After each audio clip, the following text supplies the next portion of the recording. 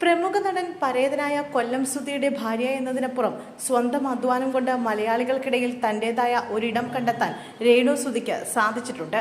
ഒരു സാധാരണ വീട്ടമ്മയിൽ നിന്നും സെലിബ്രിറ്റി പദവിയിലേക്കുള്ള രേണുവിന്റെ യാത്ര അത്ര എളുപ്പമായിരുന്നില്ല. പരിഹാസങ്ങളെയും തളർച്ചകളെയും അതിജീവിച്ച് മുന്നേറുന്ന രേണുവിന്റെ വിജയഗാഥ ഇന്ന് പലർക്കും പ്രചോദനമാണ്. വെറും 2000-3000 രൂപ ശമ്പളത്തിൽ നിന്നാണ് രേണു തന്റെ കരിയർ ആരംഭിച്ചത്. ഇന്ന് കുടുംബം നോക്കാൻ ആരുടെയും സഹായമില്ലാത്ത അവസ്ഥയിലേക്ക് അവർ വളർന്നു. എന്നാൽ പരിഹാസങ്ങളും വിവാദങ്ങളും രേണുവിനെ വിട്ടൊഴിഞ്ഞ നേരമില്ല. അഭിമുഖങ്ങളിലൂടെയായി പറയുന്ന കാര്യങ്ങൾ മിക്കവയും വിവാദങ്ങളായി മാറാറുണ്ട്. ബിഗ് ബോസിൽ മത്സരിച്ചതോടെ ജീവിതം നന്നായി മാറിയെന്നും രേണു പറഞ്ഞിരുന്നു. ഇന്നിപ്പോൾ കൊച്ചുകുട്ടികൾ വരെ രേണു ചേച്ചി എന്ന് വിളിച്ച് അരികിലേക്ക് വന്ന് സംസാരിക്കാറുണ്ട്. വീടിനെക്കുറിച്ചും വിവാഹത്തെക്കുറിച്ചുമൊക്കെ ചോദ്യങ്ങൾ ഇപ്പോഴും ഉയരുന്നുണ്ട്.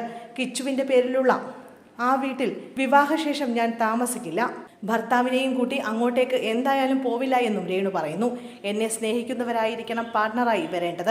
സ്നേഹിക്കാനുള്ള മനസ്സുണ്ടായിരിക്കണം. അങ്ങനെ ഓപ്പൺ ആവുന്ന ആളെ എനിക്കിഷ്ടമല്ല. കുറച്ച് ഇൻട്രോവേർട്ട് ആയിരിക്കുന്ന ആളെയാണ് എനിക്ക് താല്പര്യം. കുറച്ച് ഉൾവലിഞ്ഞ പ്രകൃതമായിരിക്കണം. ഈ വീഡിയോ കണ്ട് അങ്ങനെയുള്ള ആൾക്കാർ കമന്റ് ചെയ്യുകയാണെങ്കിൽ എന്ന ചോദ്യത്തിന് നമുക്ക് നോക്കാമെന്നായിരുന്നു മറുപടി. ഋതപ്പനെയും കിച്ചുവിനെയും അംഗീകരിക്കാനുള്ള മനസ്സ് വേണം. അത്യാവശ്യം സാമ്പത്തികം വേണം. എന്നെ ജോലിക്ക് വിടാതെ വീട്ടിലിരുത്തണം. എനിക്ക് കുറച്ച് വിശ്രമമൊക്കെ വേണം. ഇനി അഭിനയിക്കുന്നതൊക്കെ അദ്ദേഹം പറയുന്നത് പോലെ എന്നായിരുന്നു രേണുവിന്റെ മറുപടി. ലിവിങ് ടുഗദറാണ് ഇഷ്ടമെന്ന് ഞാൻ പറഞ്ഞിരുന്നു. കല്യാണം വേണോ ലിവിങ് വേണോ എന്ന് ചോദിച്ചപ്പോൾ ലിവിങ് ആണ് ഇഷ്ടമെന്ന് പറഞ്ഞു. എൻ്റെ ഇഷ്ടം പറഞ്ഞതേ ഉള്ളൂ. വിവാഹം തന്നെ ഞാൻ പ്രോത്സാഹിപ്പിക്കുള്ളൂ. ഇപ്പോൾ വിവാഹം കഴിച്ചവർ തന്നെ എന്തൊക്കെ അനുഭവിക്കുന്നു. വിവാഹം തന്നെയാണ് ബെറ്റർ. എന്തെങ്കിലും പ്രശ്നം വന്നാൽ ഫാമിലിയിലേക്ക് ഓടിപ്പോകാം.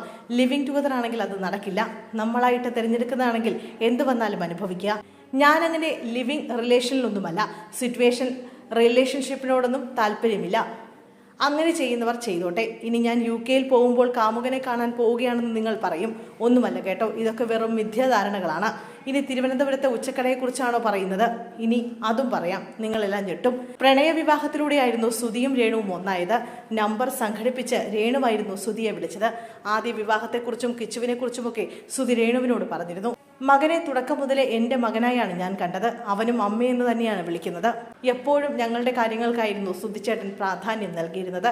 ഷൂട്ടില്ലാത്തപ്പോൾ പാചകം ചെയ്യാനൊക്കെ കൂടും. വിശേഷ അവസരങ്ങളിൽ ഞങ്ങൾക്കെല്ലാം പുത്തനുടുപ്പുകൾ വാങ്ങും.